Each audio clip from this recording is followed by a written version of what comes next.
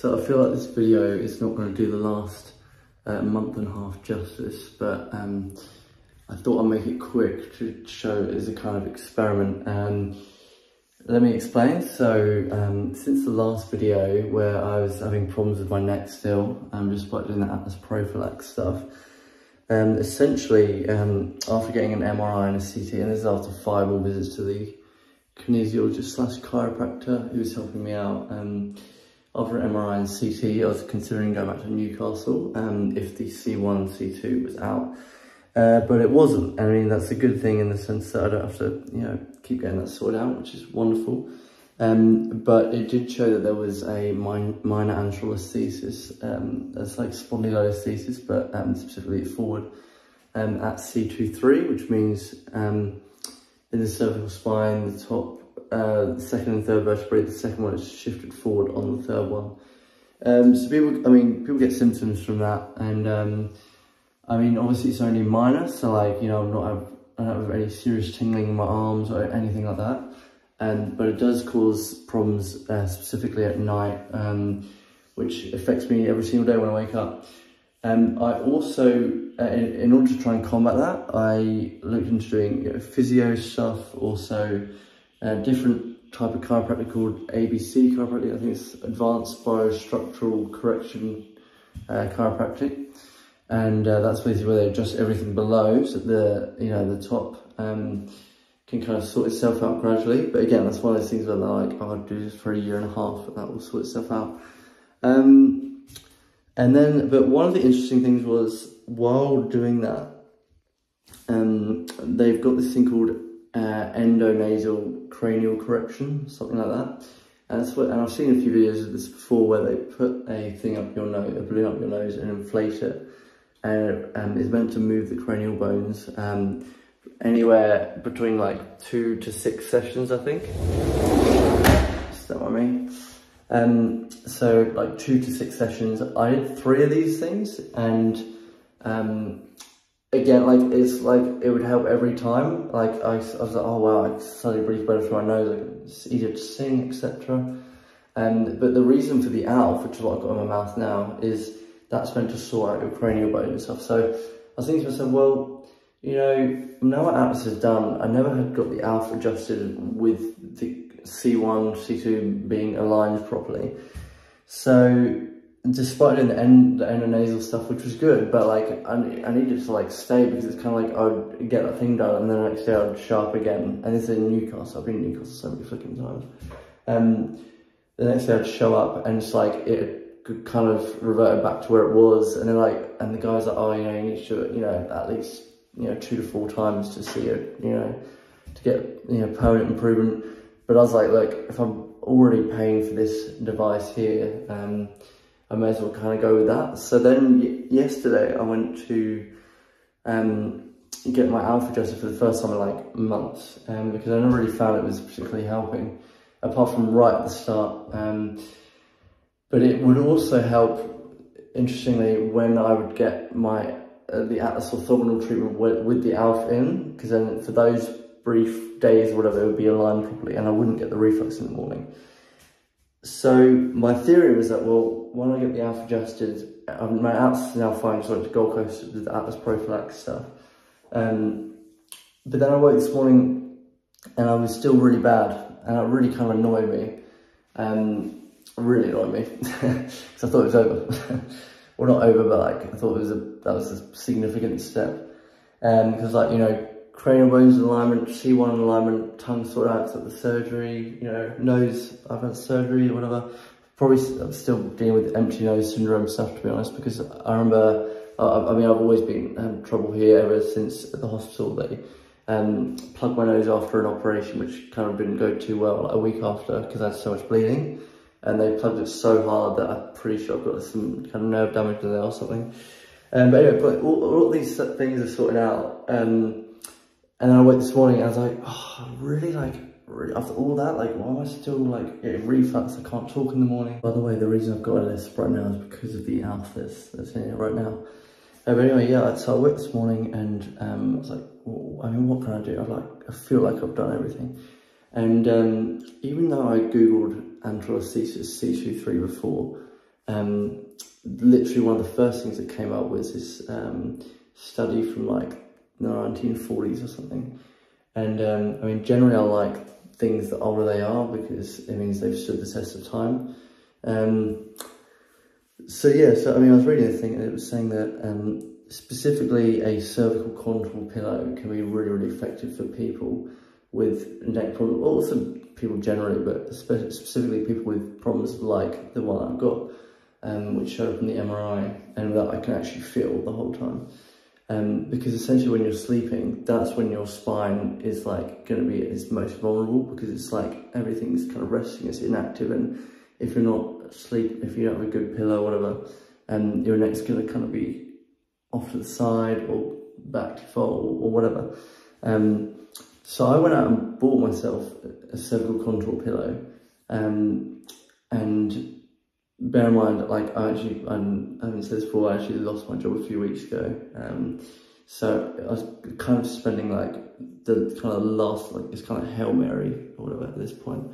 So I bought the cervical contour pillow, and when I'm on it, it's like, it feels like I'm kind of, after a while when I'm, you know, my eyes are shut, it kind of feels like I'm straight, like I'm standing up straight, if you know what I mean. So if I'm lying on the side, I'll feel like dead straight, and same if I'm on the back, I'll feel like I'm like, it's like I'm standing up. So I thought, well, why don't I just nap for a bit? I napped for an hour and a half, as during the day, right? And one of the maybe silver linings to me being let go from my job is that it meant I could really go hard on, you know, all this health stuff and seeing everything. But yeah, anyway, so I had a nap for an hour and a half, and I woke up and I had no problem talking at all, no reflux, anything like that.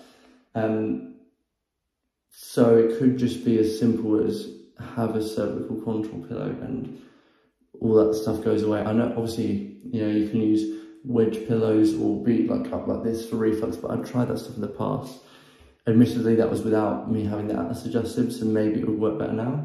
But yeah, since the Atlas is getting adjusted, and this is the other thing, when I was getting my Atlas orthogonal stuff before, when I was trying so hard to hold it and never could, the longest I held was 5 days, and in that time I remember, because I'd be just trying so hard not to, you know, let it come out again, that I'd have a pillow either side of me and I'd be dead straight when sleeping, and I'd lie on my back dead straight. And I didn't have reflux then, and I thought it was always because the Atlas and the other things the chiropractor did, but it was probably the fact that the Atlas was sorted out, but mainly the fact that my neck was like supported almost. It was nothing underneath my neck, but like at least it was like kind of level and not moving. So yeah, I mean, ever since I went to the Gold Coast and got my Atlas sorted out with Atlas Prophylax, I've still had reflux every day. It's helped overall, like my tongue is more flexible, my soft palate is always easier to raise. You know, a few things, also easier to sing, but like not like heaps easier because I'm still getting the reflux, and you know, and I will say with the cranial bone and stuff, with the ALF, that definitely is making a difference for sure, just like it was when I think the endonasal stuff. The reason I wanted to make this video is to show what it's going to be like after a full night's sleep on the contour pillow, because I've not had a night where I've had no reflux without being like this or whatever. I've never had that, and that's so I'll be really keen to see how it goes. Obviously, I'll show which pillow and stuff I got if all this stuff works. I also had someone reach out to me saying that like, because I posted on a Facebook group about Atlas orthogonal, how it's, you know, can be really helpful for someone who's had whiplash before, and someone messaged me about it and then got it done themselves, and I've not even been able to respond to them because I'm like, well, I haven't even I can't even help myself yet. Like, how am I going to help another person if I don't even have the answers what I'm going to say? So if this works, you can be damn sure I'll be, you know, telling them to have a go with that, because I was pretty amazed with the difference it made just with the nap. Yeah, I mean, that's pretty much it for now. I've been wanting to make a video for a long time, but I was like just getting nowhere, and like getting more appointments, more money just down the drain. Like, I did do an appointment with a just like, you know, another one of these, and this is like a my functional therapist, you know, where they do what's it called, trigger point therapy, and like, that was pretty good. But again, like I woke up the next day with problems, and so I'm really hopeful that like, that cervical contour pillow is gonna give me a great night's sleep. Because the other thing is, even though yesterday like things were going a lot better because I had the Alphen, when I went to lay down and sleep, lie down last night to go to bed, you know, I was just on my phone for a bit, whatever. And I remember trying to do a hum. I was like, why is this so difficult? Like, you know, the whole day's been great. Why is it? It's probably because I was lying down and I was like, you know, my neck's kind of going out. So yeah, when the next inflate, and also for me specifically, when my C23, the anatomosis there corrects when I go further back, but then it causes problems at C34 and C45. So yeah, it's not great, but like you can't really do anything unless you have surgery or whatever. I'm not going to do that. The other thing is I bought some barefoot shoes. I've been told that I need to go back in the heel lift, and I'm so not planning on doing that. So if these barefoot shoes can work and get some good strength in my feet and overall balance, and again, like to be honest, I mostly just care about the reflux, not getting that every morning, having a good night, and so I don't get all the inflammation in my cores, my nose, and everything.